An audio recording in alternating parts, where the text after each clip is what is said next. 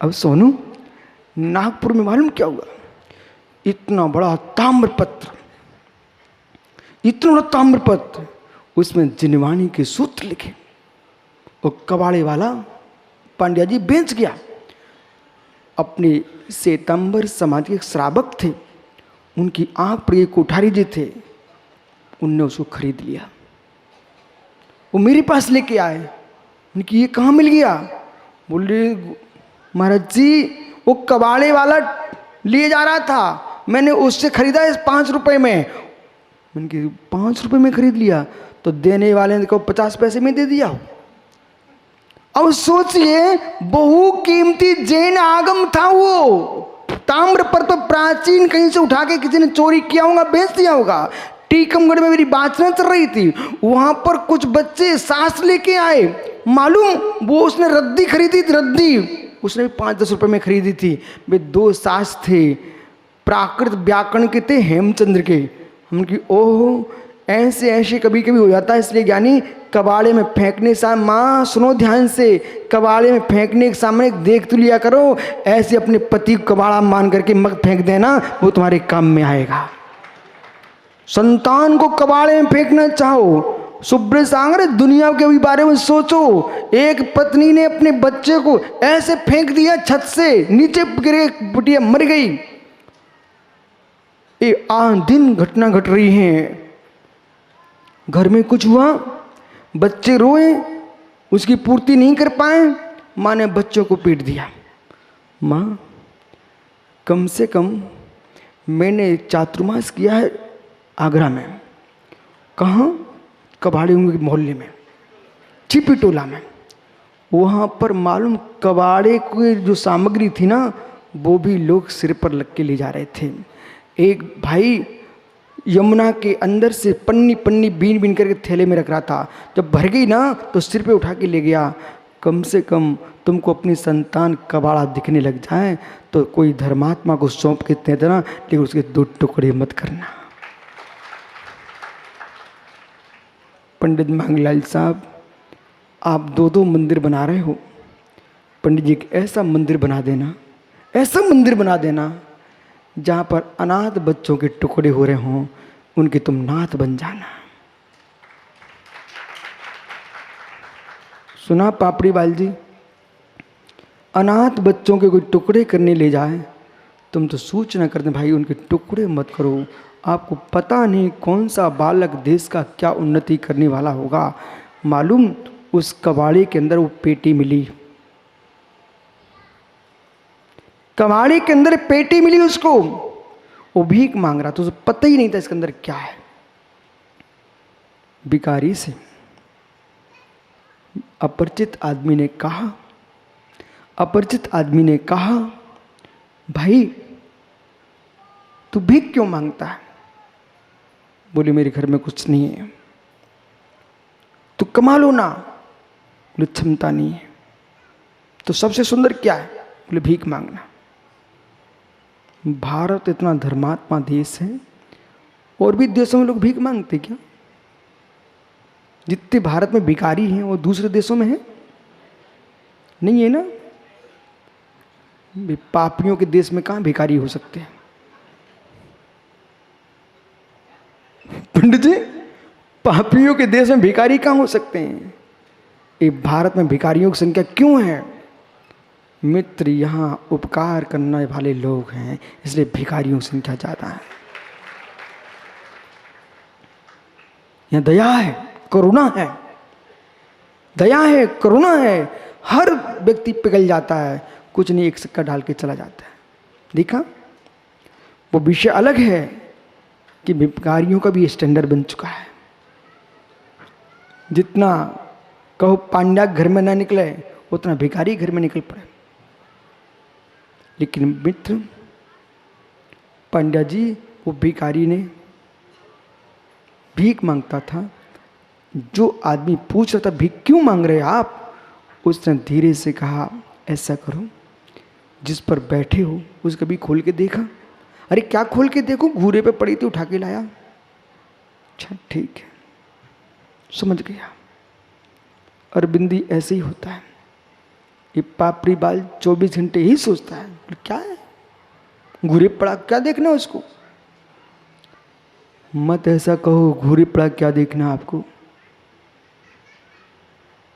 अभी कोई मेरे से कह रहा था कि वर्तमान में जो राष्ट्रपति बना है, एक सामान्य जीव की हालत कितनी खराब थी, वो आज देश का राष्ट्रपति बन गया, जिसके आगे न पति है, न पुत्र है, न कोई परिवार है। मित्र, आपको स्वीकार कर लेना चाहिए, स्वीकार कर लेना चाहिए। जब कोई साथ नहीं देता है, मात्र जीव का पुण्य साथ देता है, सम्यक कोई साथ नहीं देता। कोई नहीं है, पूरा देश अपना राष्ट्रपति मान रहा है। मित्र, फिर भी तुम मत सोचना ऐसा कि मैं राष्ट्रपति बनूं, भाई मात्र भारत के हैं, बहुत छोटे हैं, बहुत छोटे, वो भी बहुत सारी पार्टियां ईर्ष्या कर रही होंगी, इसलिए नहीं। हम ये चाहते हैं तुम राष्ट्रपति नहीं बनो, तुम 3 लोग के पति बनो, तीर्थंकर बनो, लेकिन पुण्य साथ देना चाहिए, पुण्य साथ देना चाहिए। कहाँ बैठा था? पेटी पर। कहाँ बैठा था? पेटी पर। ओहो, उससे कहा उसने पांड्या जी कि भाई ये क्यों तू इस पर बैठा हुआ है, कहाँ से अरे कचड़े में रखी थी, खोला कभी? अरे उसे क्या खोलना, यदि उसके अंदर कुछ होता तो आदमी ऐसे फेंकता क्या? नहीं नहीं, ऐसा नहीं है, ऐसा नहीं है, ऐसा नहीं है। होने पर भी ईर्ष्या फेंकवा देती है, ऐसा नहीं है, होने पर भी ईर्ष्या फेंकवा देती है। बोले मित्र, एक कटोरे में कितने सिक्के हैं? बोले 20 रुपए के। उसने जोर से कहा 20 रुपए वाले जरा खड़े हो जाओ। खड़े हो। खड़ा हुआ। बालक ये बक्सा देख रहा है, इसके अंदर क्या है? जब तक बंद है तब तक किसी को मालूम नहीं है। आपको तामा दिख रहा है, उसके अंदर भगवान महावीर की वाणी रखी हुई है। ओहो भैया नैनागिर, क्या भाग्यशाली जीव है। तो तीर्थंकर पारसनाथ स्वामी के देश ना भूमि में रहता है, परंतु ऐसा मत कर देना कि वो बैठा था किस पर? पेटी पर। और क्या हो रहा था? कुछ नहीं। जैसे उसका हाथ पकड़ा और उसको दूर किया, भिखारी को, उठ भाई उठ। और जैसे भिखारी को उठाया और जैसी पेटी को खोला, देख उसकी आंखें बंद हो गई। चमचमाते सोने के सिक्के, पन्ना का हीरा, पेटी लबालब भरी हुई थी। क्या हुआ? क्या हुआ? माला माल हो गया। पर बैठा कहाँ था? धनपति बैठा था धन के ऊपर, कंगाल। धनपति बैठा था धन पर कंगाल, क्योंकि पेटी। धनपति बैठा था कंगाल क्योंकि, बोलो ना, धनपति बैठा था धन के ऊपर परंतु बना कंगाल, भिखारी। क्यों? अरे मित्र, उधर हाथ कर, मेरी तरफ मत कर, ऐसा बोल। अपने पिताजी के बोल, अपने भाइयों को बोल, मित्रों को बोल, सगों को बोल, माताओं को बोलो। बोलो जोर से सोनू भाई, सभी लोग मिलो एक साथ। हो यानी किसको बता रहे हो? धनपति बैठा था धन के ऊपर, कंगाल भीख मांग रहा था परंतु पेटी खोली नहीं। हे ज्ञानी, धनपति बैठा कंगाल, अपने अंदर तूने भेद विज्ञान की पेटी खोली नहीं, तेरे अंदर रत्नों भरे पड़े हुए हैं। बैठ जाओ धनपतियों, कंगालों बैठ जाओ। हो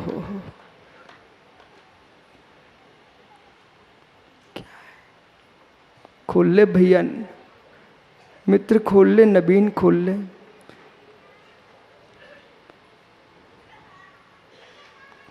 क्या है राजेश, प्रवचन करते तो बनती है, और तुम दोनों एक साथ खड़े होगे ना तो क्या भरत बाहुली जैसे दिखोगे। पर दिखें कैसे गुरुजी, मालवी रोड पर भीख तो मांग रहे। अरे खोल ले पेटी मित्र, खोल पेटी, तू धनपति है।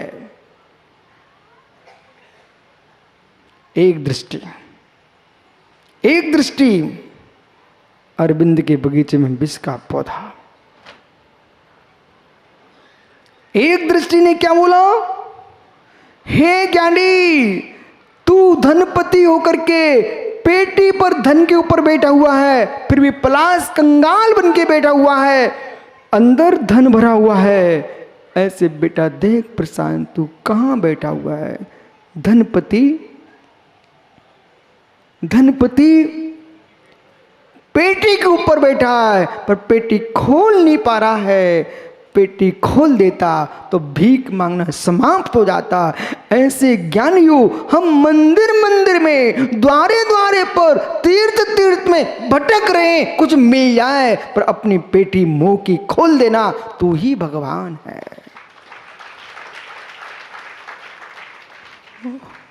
ज्यादा हुआ तो गुरुजी ताली सुन लो, बोले जैसे आप खुश हो जाओ जिससे। क्या नहीं, इस ताली की व्याख्या कभी करूंगा समय आने पर।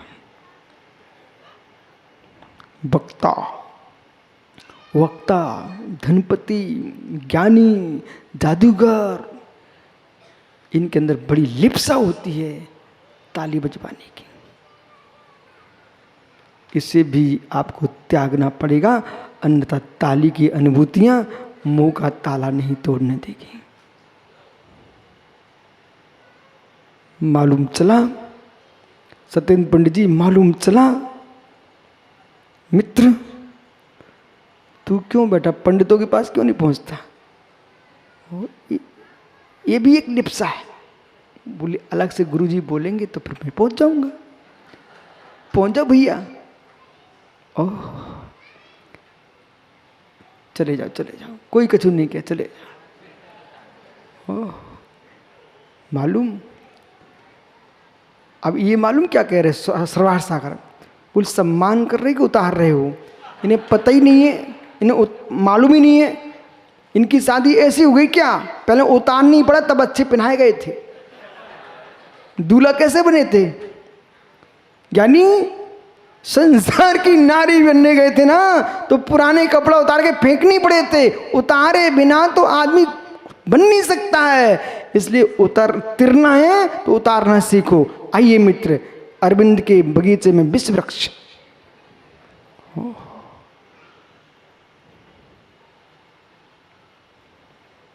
विश्व वृक्ष, सबको समझ में आ रहा है मैं क्या बोल रहा हूं,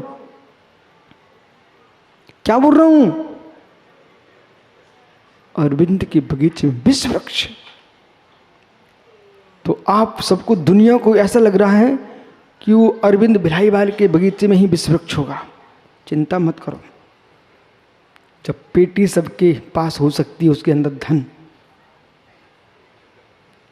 उसमें मुस्कुराए, ताली बजाई आपने, अब बजाओ, बोलो गुरु छाया से, गुरु कृपा से, अब बजाओ ताली। मेरे मित्र, अरविंद के बगीचे में विश्व वृक्ष, बजाओ ताली। दम ही नहीं है, हुकमचंद सेठी से बजवा दो, नागपुर से। मित्र,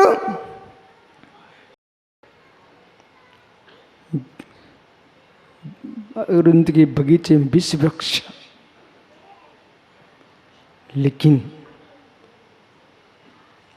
उन बेटों से कहना कि पिता से कुछ मांगना मत, मांगना मत। वे पिता धन्य हैं जो अपने बेटे को विश्व वृक्ष दे के नहीं गए। यदि नरेंद्र भैया अभी आप स्वस्थ आनंद में जीवन चल रहा है, जियो आनंद के साथ। जिस दिन लगने लग जाए, अब कोशिश पूरी है लेकिन अब बचने की उम्मीदें नहीं है। ये तो मेरे साथ भी होगा, आपके साथ भी होगा। क्या गलत बोल रहा हूं, हैं? सत्य ना भैया? तो सुनिए, श्री मूलाचार्य जी ग्रंथ में श्री भट्टिकेर स्वामी लिखते हैं, हे गुमुक्षु, मरण से बड़ा कोई भय नहीं और जन्म से बड़ा कोई दुख नहीं। मरण से बड़ा कोई भय नहीं है और जन्म से बड़ा कोई दुख नहीं है। जो जन्म के समय दुख होता है, तो यदि आपको नहीं मालूम हो तो भैया कल आप भगवान आदिनाथ स्वामी की पूजा कर लेना। भगवान आदिनाथ स्वामी की पूजा कर लेना, उस पूजा की जयमाला पढ़ लेना। ओहो, जब जब मेरा मन विचलित होता था तो मालूम, मैं जब पूजा करता था भगवान की तो आदिनाथ स्वामी की जयमाला पढ़ता था।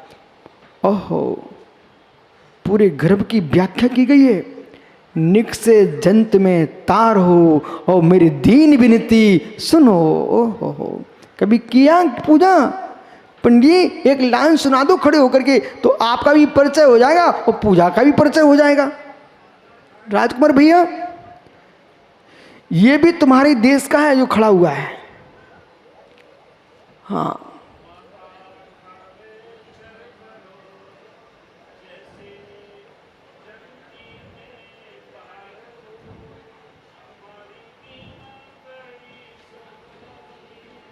बहुत बढ़िया, बैठो पंडित जी।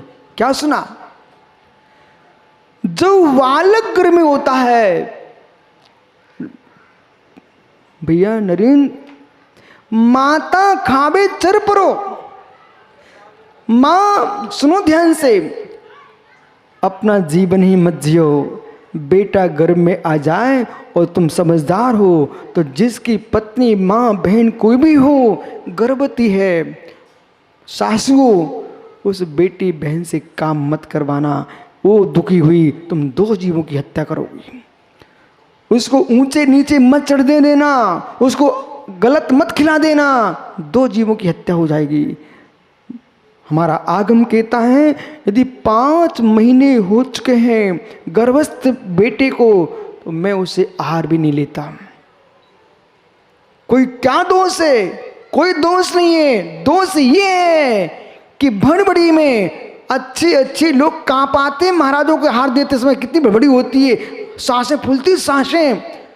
वो गर्भवती माँ है, उसके ऊंचे नीचे हाथ पैर हो गए, मित्र भड़बड़ी हो गई, तो गर्भस्थ शिशु को कष्ट ना हो जाए।